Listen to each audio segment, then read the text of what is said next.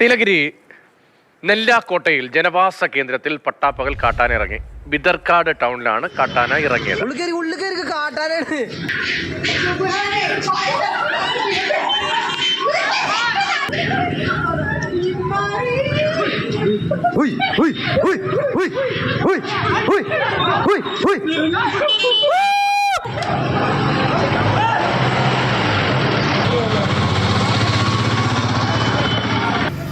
M Kamal വിവരങ്ങളുമായുണ്ട്.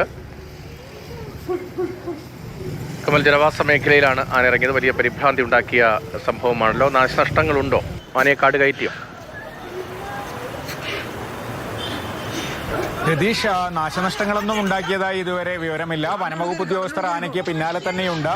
ഈ നീലഗിരി ജില്ലയുടെ പല മേഖലകളും ഇത്തരത്തിൽ നിരന്തരം കാട്ടാനകൾ ജനവാസ കേന്ദ്രങ്ങളിൽ ഇറങ്ങുന്ന പ്രദേശങ്ങളാണ്. ഈ ബിദർക്കാട് എന്ന് പറയുന്നത് സുൽത്താൻ ബത്തേരി ഊട്ടി റോഡിലാണ്. ബത്തേരിയിൽ നിന്ന്, വയനാട്ടിൽ നിന്ന് ഏറെ അകലെയല്ല ഈ പ്രദേശം.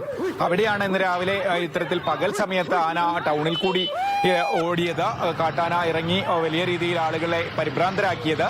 എന്തായാലും വനംവകുപ്പ് ഉദ്യോഗസ്ഥർ ആനയ്ക്ക് പിന്നാലെ തന്നെയുണ്ട്. ഈ വനവും ജനവാസ മേഖലയും തേയില എസ്റ്റേറ്റുകളും ഒക്കെ ഇടകലർന്ന് കിടക്കുന്ന പ്രദേശമാണ്. അതുകൊണ്ട് തന്നെ ആനയെ കാട് കയറ്റാനുള്ള ശ്രമത്തിലാണ് വനംവകുപ്പ് ഉദ്യോഗസ്ഥർ.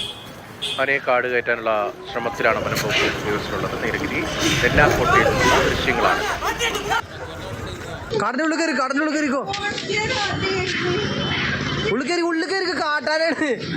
നെല്ലാക്കോട്ടയിലെ ബിദർക്കാട് ടൗണിലാണ് കാട്ടാന ഇറങ്ങിയത്. ആനയെ കാട് കയറ്റാനുള്ള ശ്രമം തുടരുകയാണ്.